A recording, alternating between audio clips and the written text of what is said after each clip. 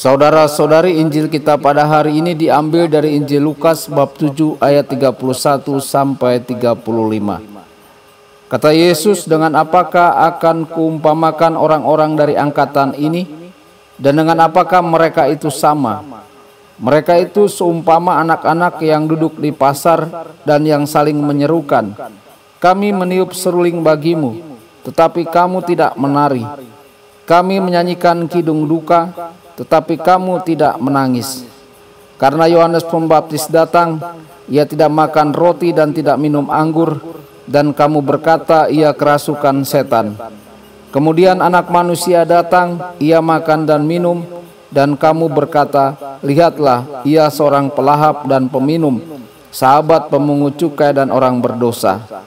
Tetapi hikmat dibenarkan oleh semua orang yang menerimanya." Demikianlah sabda Tuhan.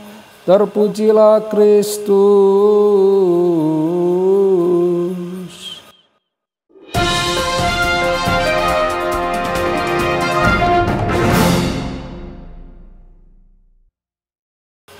Saudara dan saudari terkasih dimanapun Anda berada, jumpa lagi dengan saya Romo Tedens dalam saluran Warta Kabar Sukacita. Semoga Anda semua dimanapun berada senantiasa dalam keadaan sehat dan bahagia. Beberapa orang yang sangat baik dan religius pada zaman Yesus mengeluh tentang Yohanes Pembaptis, pendahulu Mesias, karena gaya hidupnya yang keras. "Dia pasti sudah gila," kata mereka. Mereka juga mengeluhkan sikap Yesus yang terlalu bebas terhadap orang-orang berdosa dan orang-orang yang tidak percaya.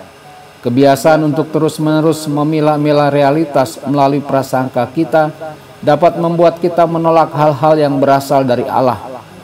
Hal ini adalah kebalikan dari iman. Hal ini bahkan berlawanan dengan penggunaan akal budi yang sehat dan telah menjadi rasionalisme yang membatasi. Daripada berusaha untuk menempatkan Allah dengan rapi di dalam dunia yang kita ciptakan dan atur sendiri, maka kita perlu membiarkan diri kita dibentuk oleh kriteria Allah. Saudara-saudari, sifat pelin-pelan rohani tidak dapat dihindari membuat kita menolak Allah. Ketidakmampuan untuk menindaklanjuti jalan spiritual tertentu membuat kita berada di tengah jalan, jauh dari tujuan. Tidak masalah apakah kita mengikuti cara hidup murid Yohanes atau kebebasan yang tampak dari murid-murid Yesus. Yang penting adalah bahwa kita menindaklanjuti hingga tuntas jalan apapun yang Tuhan berikan kepada kita. Selama kita bergerak, Tuhan akan menuntun langkah kita. Jika kita tidak bergerak, tidak ada yang bisa membimbing kita. Menunggu-nunggu kondisi yang sempurna adalah sebuah mitos yang pada kenyataannya adalah ketidakpastian dan keengganan untuk berkomitmen. Saudara-saudari, kebijaksanaan adalah karunia Roh Kudus yang dengannya kita dapat melihat dan memahami realitas ilahi dan manusiawi dari sudut pandang Allah. Hikmat menuntun pada keseimbangan dalam penilaian kita.